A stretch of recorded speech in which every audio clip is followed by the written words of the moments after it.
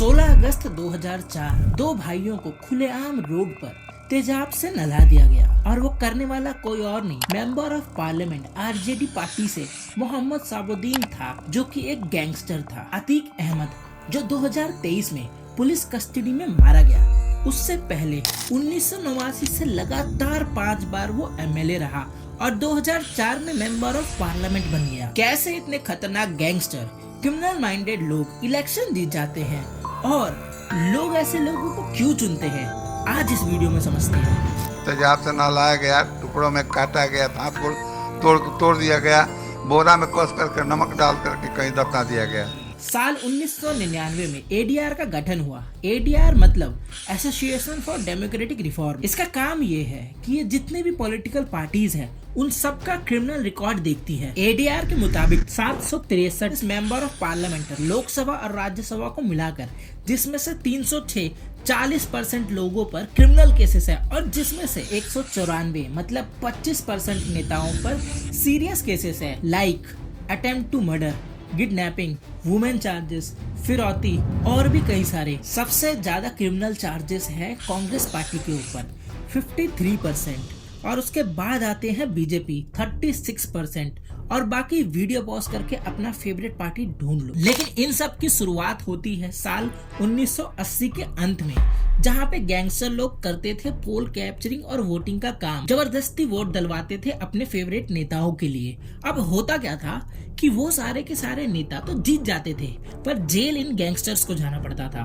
तो इन लोगों ने दिमाग लगाया कि भाई मेहनत हम करें और फल कोई और खा रहा है, तो इससे अच्छा ये है कि अब आज से हम लोग भी पार्टी ज्वाइन करेंगे, हम लोग भी इलेक्शन में खड़े होंगे। क्योंकि देखो, गैंगस्टर के पास AK-47 और AK-56 जैसी खतरनाक ऑटोमेटिक मशीन गन हुआ करती थी और वहीं पुलिस के पास कार 98 या शॉटगन हुआ करती थी। जब तक पुलिस गन लोड करके पट से हेडशॉट मारने की कोशिश करती गैंगस्टर को, गैंगस्टर उतने ही देर में पुलिस की पूरी स्क्वाड स्वाइप कर देते थे। क्यों? क्योंकि उनके पास भैया मशीन गन जो हुआ करती थी। तो उन्होंने यही तो दिमाग लगाया कि ये सब काम तो हम खुद के लिए भी कर सकते हैं। तो इसी तरह से गैंगस्टर्स की एंट्री होती है पॉलिटिक्स में। एडीआर की रिपोर्ट के मुताबिक गैंगस्टर्स के 18% ज्यादा चांसेस होते हैं कोई भी इलेक्शन जीतने के as compared to normal person. साल 2017 में 36% वो लोग थे जिन पे कम क्रिमिनल चार्जेस थे और 26% सीरियस केस वाले जीत गए, जिन पे मर्डर, एक्सटॉर्शन, वुमेन चार्जेस लगे हुए थे। और वहीं 2022 में ये नंबर बढ़ के 51% हो गया नॉन सीरियस वाले और 39% सीरियस केस वाले जीते हैं। और अगर आप ध्यान से सोचो तो आप अगर क्लर्क हो या यूपीएससी के लिए एग्जाम की तैयारी करो, भैया आप सबका अच्छा खासा बैकग्राउंड चेक होता है जब भी आप गवर्नमेंट जॉब लेते हो। तो देखो, यही डिफरेंस होता है सिस्टम चलाने वाले में और सिस्टम बनाने वाले में। इसका बेस्ट एग्जांपल है अतीक अहमद, जो 1989 से कंटिन्यूअस 5 बार एमएलए और 2004 में एमपी बना। वही जिसने पुलिस स्टेशन के अंदर ही 30 पुलिस वालों के सामने एक मंत्री को गोली मार दिया था। वैसे तो रूलिंग पार्टी और अपोजिशन पार्टी एक दूसरे को कभी सपोर्ट नहीं करती, लेकिन एक दिन ऐसा हुआ जब एडीआर ने पीआईएल डाला दिल्ली हाई कोर्ट में कि जो भी क्रिमिनल चार्जेस वाले पॉलिटिशियंस हैं उन सबको टिकट ही नहीं दिया जाए। दिल्ली हाई कोर्ट ने ये अपील एक्सेप्ट भी कर ली, लेकिन सारे के सारे लीडर सुप्रीम कोर्ट चले गए और सुप्रीम कोर्ट ने उन सब की ये अपील खारिज कर दिया, मना कर दिया लेने से। और तब हुआ चमत्कार।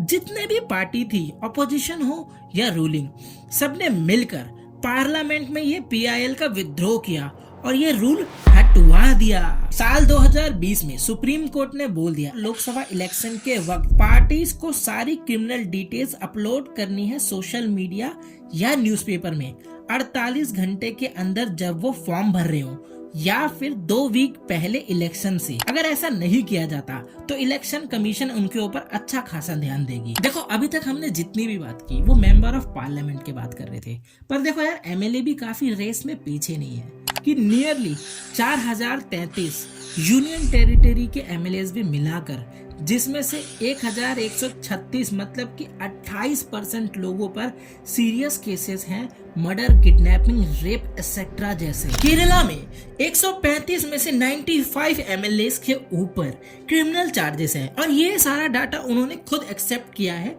जब 2020 में सुप्रीम हाई कोर्ट ने अपील डाली थी। ये टोटल होता है 70%। वहीं बिहार में 282 में से 161 लोगों पे क्रिमिनल चार्जेस हैं, ये होता है 67%।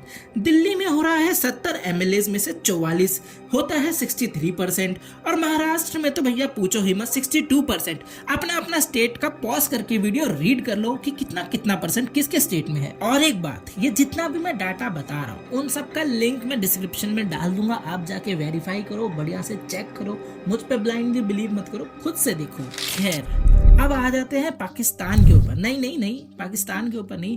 देखो, इलेक्शन में इतना खर्चा होता है कि पूरी की पूरी पाकिस्तान की जीडीपी भी 3 बार खाएगी उसमें। मींस कि 2019 के इलेक्शन में 50,000 करोड़ स्पेंड हुए थे अकॉर्डिंग टू क्विंट न्यूज़पेपर। और अगर सही खर्चा दिया जाए तो 6,500 करोड़ होते हैं। इतना यूएसए में भी खर्चा नहीं होता। आजादी के टाइम पे भारत ने ब्रिटिश पार्लियामेंट्री सिस्टम को अडॉप्ट किया था। ब्रिटिश पार्लियामेंट्री सिस्टम का एक रूल है शैडो मिनिस्टर या शैडो कैबिनेट, पर भारत ने ये रूल अडॉप्ट नहीं किया। लेकिन भारत अगर ये रूल अडॉप्ट करता तो हमें क्या फायदा होता, आइए ये भी देखते हैं। तो देखो, अगर कोई शैडो मिनिस्टर, मान लो एक रेलवे मिनिस्टर वर्क कर रहा है, तो अपोजिशन पार्टी भी अपना एक रेलवे मिनिस्टर खड़ा कर देती जो कि उस पर निगरानी रखता, नजर रखता। अब जो भी रूलिंग पार्टी का रेलवे मिनिस्टर वर्क कर रहा है उसको ट्रांसपेरेंसी के लिए अपोजिशन पार्टी का बंदा देख रहा है, और अगर कुछ भी गड़बड़ी होती है तो अपोजिशन पार्टी वाला सीधा जनता को आके बताएगा कि देखो, आपका रूलिंग पार्टी का रेलवे मिनिस्टर ये गलतियां कर रहा है। इससे जनता और रूलिंग पार्टी के बीच में ट्रांसपेरेंसी भी होती और किसी को बोलने का मौका नहीं मिलता कि देखो आपका पार्टी ये गलती कर रहा है। भारत ने ये पॉइंट छोड़ दिया, सब कुछ अडॉप्ट किया, लेकिन ये पॉइंट को अडॉप्ट नहीं किया। तो चलो बात करते हैं कि लोग क्यों लोकल गैंगस्टर्स को इलेक्शन में जितवा देते हैं। तो देखो, पहली चीज होती है कास्ट सिस्टम, और जो कि बिहार में बहुत फेमस है, और इसके ऊपर मैंने एक इन डेप्थ वीडियो बना रखी है, जाके वो देख लो। दूसरी बात ये होती है कि वहाँ के जो लोकल गुंडे होते हैं या गैंगस्टर होते हैं वो उनकी हेल्प कर देते हैं, छोटी मोटी चीजों में मदद कर देते हैं। वो वहाँ पे थोड़े पॉपुलर भी होते हैं और थोड़े नोन भी होते हैं, तो उनको आसानी से काम भी करवा देते हैं क्योंकि वो उनके कास्ट के होते हैं, तो काम उनका आराम से हो जाता है। तीसरी बात ये, इलेक्शन लड़ने के लिए पैसे चाहिए होते हैं और इन सबके पास अंधा पैसा होता है, तो इलेक्शन में जो काम आता है। इसीलिए लोग सोचते हैं कि इन लोगों की थोड़ी पॉपुलैरिटी भी है, इन लोगों पे थोड़ा पैसा भी है और ये कहीं ना कहीं हमें जितवाने में भी मदद कर देंगे, तो इसीलिए इन लोगों को चुन लिया जाता है। देखो, चौथा पॉइंट क्या होता है कि बहुत बार लोगों को अपने लोकल नेता के कैरेक्टर के बारे में पता ही नहीं होता कि उसके ऊपर क्रिमिनल केसेस है भी कि नहीं। मैं आप ही से क्वेश्चन करता हूँ कि क्या आपको पता है कि आप सबके लोकल नेताओं के ऊपर कितने क्रिमिनल केसेस हैं? और लास्ट, सबसे इंपॉर्टेंट बात, भारत का संविधान ही अलाउ कर रहा है ये सारी चीजें।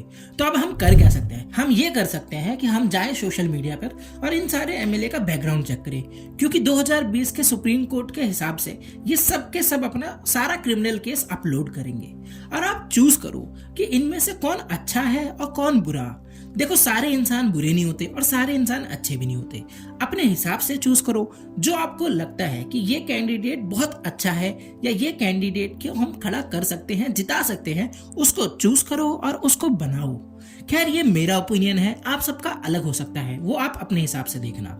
अगर ये वीडियो अच्छी लगी तो ये वीडियो भी देखो, ये भी अच्छी लगेगी। तब तक के लिए लाइक, कमेंट, शेयर, सब्सक्राइब करो।